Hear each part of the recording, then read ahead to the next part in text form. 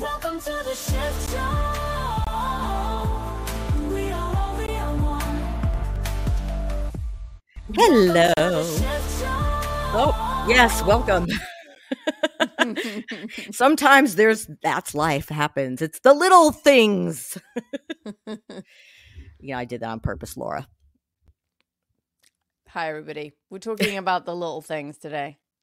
Yeah, it's the little shifts. And I said to Laura, I go, we were going to do this really kind of heavy topic. And I said, sometimes I think that it's good to go into the little things because I think that I know I do this. I think in to get enlightened and to get who I am, and I'm working so hard and I bang my head against a wall, and perhaps it is the little things, the little shifts that actually might be better. Mm-hmm. Yeah, I know what you mean. I mean, Michael Singer talks about this brilliantly. He calls it low-hanging fruit. And he says, if you're somebody who meditates and yada yada, and you can't sit behind someone who's going 5 miles below the speed limit without flipping them off, then you're not doing your work. Wow. That's crazy you bring that up, because I was just I do a live entertainment report, and the gal, she's young, who is the host, she said she had just did that. She was driving on the highway, the freeway, and some guy in a truck flipped her the birdie for no reason. And she said, and for the first time ever, instead of getting mad, she smiled to herself and wished him, bless God, let him, whatever, and went on her merry way. And I thought that was brilliant, that it's such a little thing. And I was telling Laura before we started recording, there are jackhammers going on all in my building, and it's really pissing me off. And I'm like, Laura, help. Would that be a little shift I could try?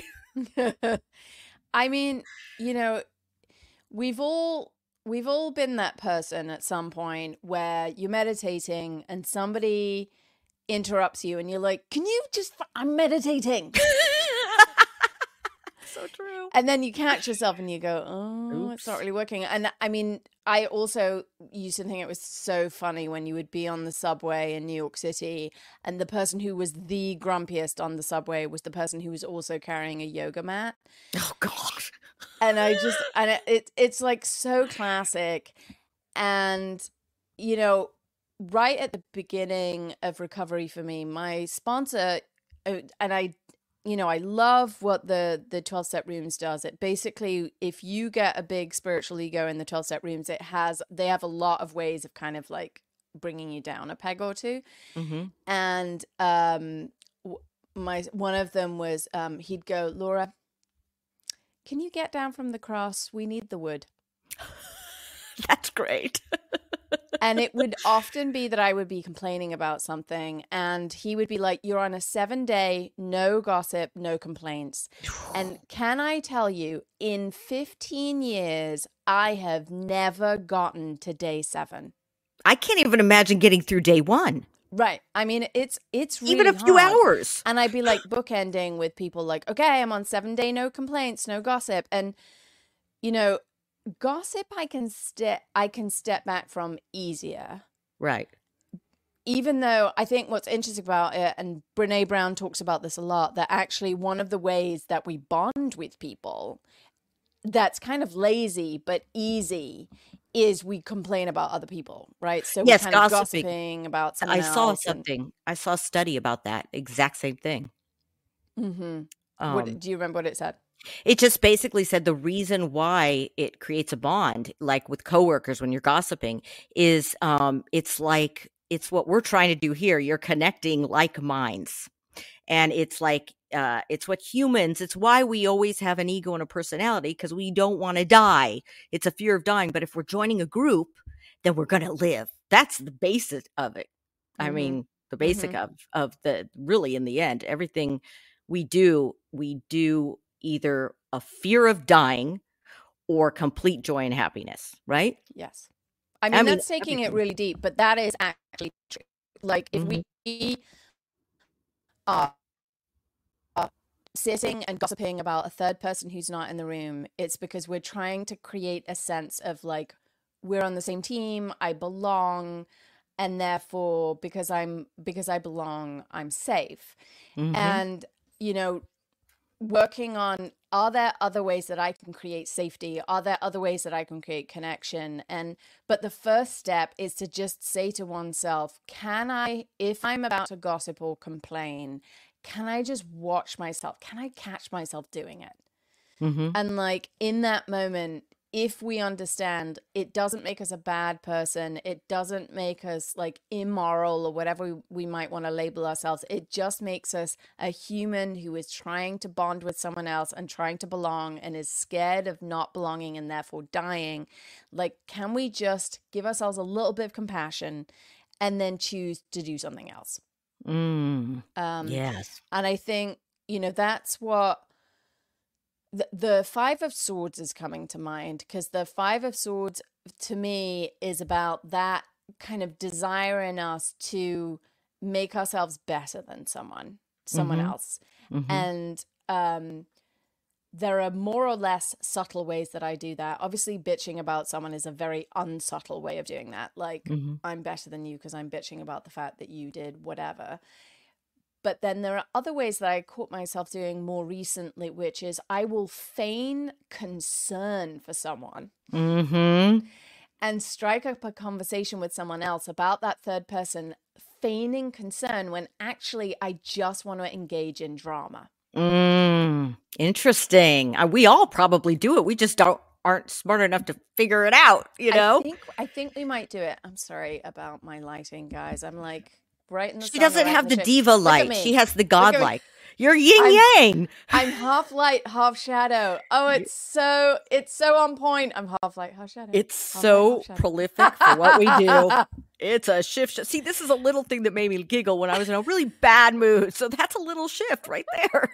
Thank you. Right. Can I just get over the fact that my lighting is bad right now and just accept it?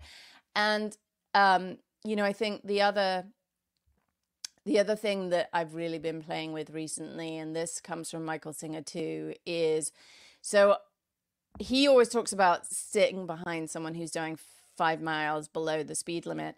I'm always that person. I'm the person you hate who is going 5 miles below the speed limit. And I have my reasons for it, and I don't need to talk about them. But like, so my work in that situation when someone is tailgating me is, can I just accept the fact that I have a choice in this moment? I can either be tailgated and just accept that, or I can pull over and let them go past me. Mm-hmm. And those are my two options. And if I want to ruin my day complaining in my head about how this person is like yada yada, I can do that, but I just need to know that I'm making that choice to do that and to ruin my own day, and it's my choice, not the person's fault who's behind me. That's what is called a little shift right there. Just making a simple little shift. Mm-hmm. Or and it's being present too. That's the most important thing, is being present as much as possible. And Laura talks a lot about Eckhart Tolle, and I just now started listening and reading The Power of Now and some of his other stuff as well. And that's the secret. The secret is being present. It's not easy. It is so hard. But that's little shifts right there. Think about it. Every 5 seconds, you're either in the past or the future. Mm-hmm. Constantly. Yeah. And driving is you can be really present when you're driving if you try, Yeah. It also blows through the myth that we don't have time to do the work, because I think a lot of people are like, I don't, that's nice for people like you who have time, but I have a job and kids and I don't have time to be freaking spiritual. And I think what's nice about this is not about sitting on your meditation cushion, although that's great if you do that. I'm not knocking meditation, but you can be in the car driving. And the question is, are you stuck in your head making up a story about whatever your story is? Or can you, in that moment, like Eckhart Tolle, like Michael Singer, like all of the spiritual teachers say, can you have enough awareness to just notice, okay, this is what my brain is saying. Mm-hmm. My emotions are following suit, right? So maybe Mm-hmm. I'm mad at the person who's going slow. Maybe in my case, I'm feeling guilty, or that I'm holding someone up, or I'm feeling angry that they're tailgating me. So can I notice the story I have, the emotions that are attached to it? Can I recognize that this is part of a pattern that I've probably been playing out my entire life? And then can I just literally just bring a new intention? And I don't even have to know how to do it differently. Like, if all I can do in that moment is just say, like, look up to the sky or wherever your higher power exists, into your heart, and say, I am willing to do this differently next time. Show me. That literally is it. That is all the spiritual path is asking us to do. Mm-hmm. That's it. And here, my whole life, I've tried to complicate it. Mm-hmm. I mean, Tell I'm me sure. more about that. Right. But I mean, well, just constantly, I always. I've never done that.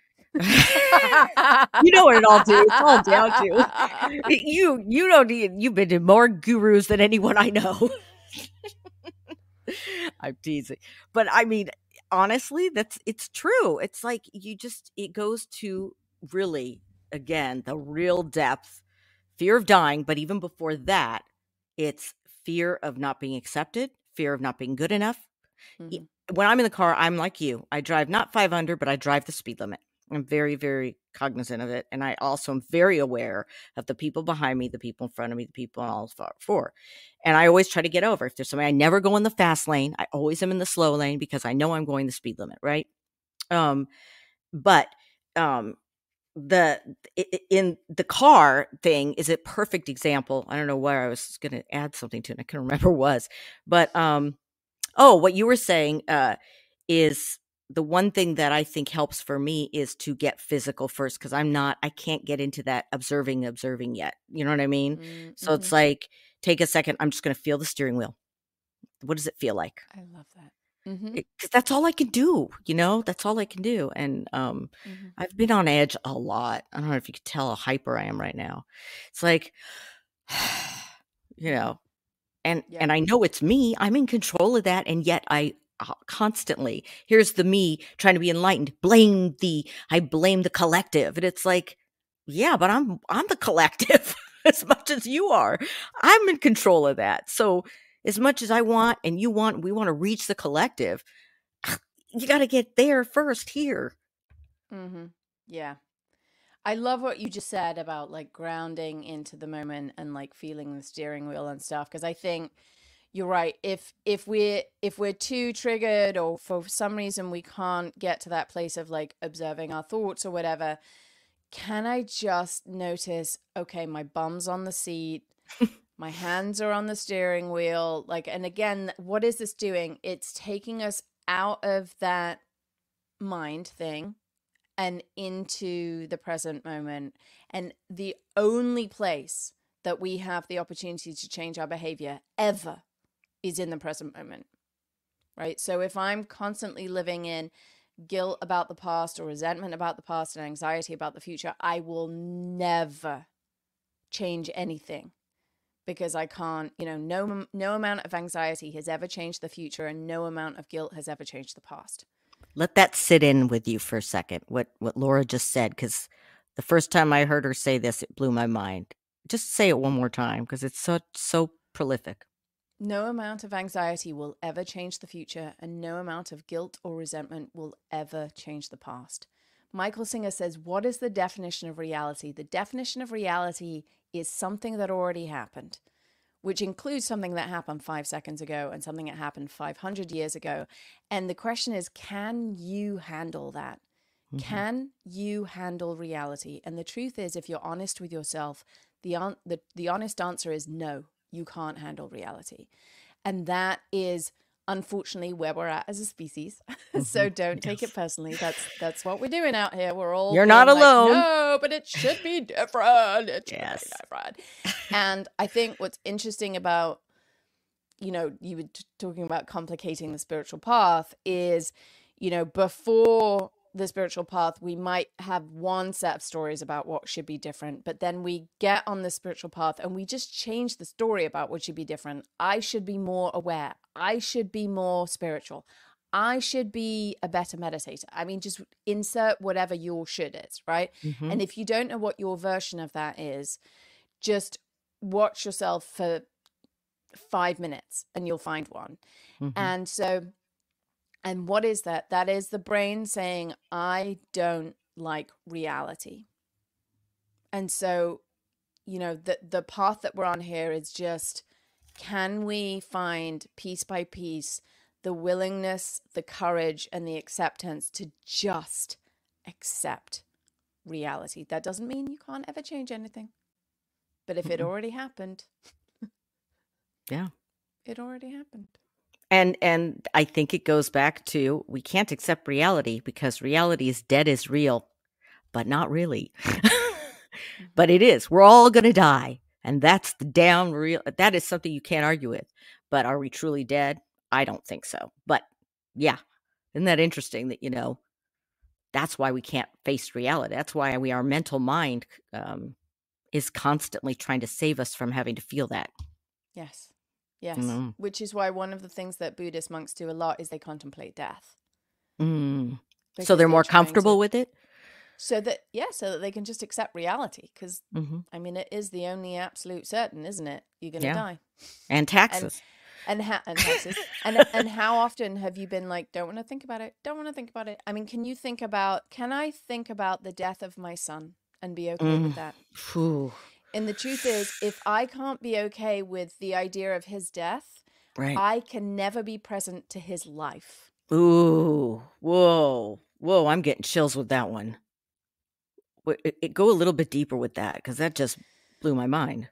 So the human mind is so obsessed with trying to control what it can't control that it can never be okay in the present moment.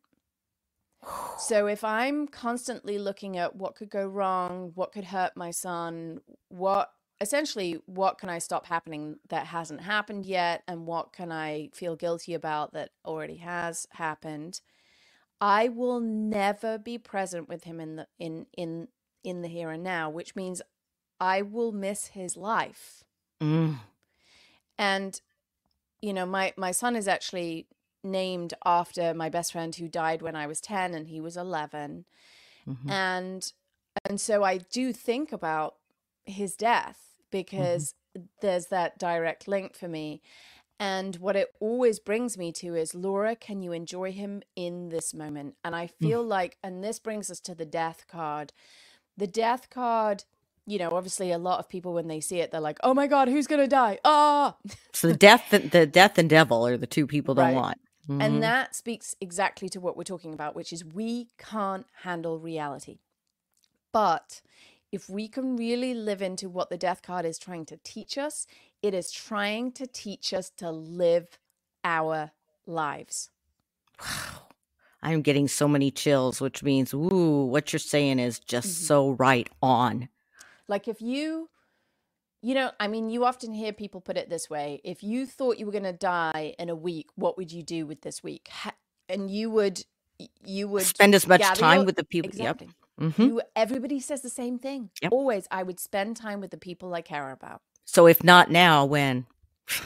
Why aren't you doing it now? You know, I have a 2-year-old, but it's not morbid for me to think I need to enjoy this time with him because I don't know how long he's going to live. I don't know how long I'm going to live. And if I say that to most normal people out there, they'll be like, oh, that's so morbid, don't think about it. And I'm like, our inability to accept that is what makes us miss not only our kids' lives, but our own life. And so we are living as dead people because we cannot accept death. Like, how weird is that? Whoa, that is so freaking right on, Laura. I'm just like getting chills like crazy. And it's funny that you had a half shadow and a half light on your face during this whole thing. I know this whole almost thing. like, It's like, it was am like I meant to alive? be Am I- with you. Think about, Whoa, yeah, what am I is alive or happening dead? here? And to And be we're okay with nearly at both. Halloween. So I'm feeling, just before we end, I'm feeling one card. If you're feeling chills right now, if you're feeling called out, if you're feeling like you don't want to listen to any of this, if you're feeling relieved, who knows what you're feeling. But here's a card for you. Queen of Swords. Of course, it's Queen of Swords. So Queen of Swords, which I call the Byron Katie card. This is examine your thoughts, investigate what is keeping you stuck in myth, in fantasy, in death. What is making you not live your life today? And whatever it is, at the root of it is a thought which is not true. Wow. Wow. Whether that thought is, I need to try and save my kid from suffering, which is one of my favorite thoughts, or it's not, if my kid died, I wouldn't be able to handle it. That's another one of my favorite thoughts. And the truth is, actually, neither of those are true. I don't want my kid to die, but if my kid died, I would be able to handle it. Wow. I would be on the other side of it. And that is reality. And if I can sit with that reality, then maybe I can enjoy him today. So find the thoughts that are keeping us. And this is a lifetime of work right here. You know, this is not something you need to do next Tuesday. It takes a lot of little shifts to get there. It takes a lot of little shifts. And this is what this is going to bring it back full circle. Michael Singer says, don't start with the big stuff. So don't start with the I have to be okay with my kid dying thing. Just don't. Start with, I'm stuck behind someone in traffic. I want to flip them off. Can I readjust my thinking and just come up with a new thought? Like, maybe they're going slow because this is a grandmother who's in her last year of driving before she's going to have to give it up. And if that was my grandmother, would I want her to have this freedom to drive for another year? You know, do I want to be up her rear end, making her feel bad? You know, so just whatever it is, or you can like a completely new thought. Look at this is giving me the opportunity to really enjoy this drive. Whatever it is, but just start with that low-hanging something fruit. And maybe, especially if you're going somewhere most of us do, that we've been again and again, maybe look out the window and notice something you've never noticed before on that drive. It's going to at least take you in a different way. I know it's not replacing it for that moment, but I guess it is for that moment, but I don't know about for futures. But yeah, I try a lot of times to replace it with what more empathetic stuff, but then my mind starts taking over and thinking all these other things, and it's like, okay, now I'm thinking too much. So and then can I accept in that moment that the reality is that I still have those thoughts? Yeah, most definitely. Because deep down inside, we don't want, the reality is you don't want to cover up what you feel. No. I mean, just, yeah. So, you know, if we want to make progress, if we want to get to the point where we can be okay no matter what, start with the small shifts. Start with, can you look at the weather outside and be okay with it, whatever the weather is? Can you start with the traffic? Can you start with the idea that maybe next time somebody engages with you to gossip, you can make a new choice? And I'm going to commit to myself right now that I'm going to try another week of no gossip and complaints and see how far I get. I need to, one of these days. I'll make you had it to one of listen to these me. days. You had to listen to me for 20 minutes before we even started recording. So I think I have enough for you. You could go 3 days now. Now, if I could do 1 hour, you know. There we go. Start small. The small shifts. Can I do an hour without complaining? I love it. I'm going to try it. All Please right. comment. Please subscribe. Please join the Soul Tribe. Yeah, we love you. Love you. Thank you for listening. Feeling the shift too? Let's connect and be the change. Subscribe free to What a Shift Show, and thank you. Join the light, let it flow. In this journey we've begun.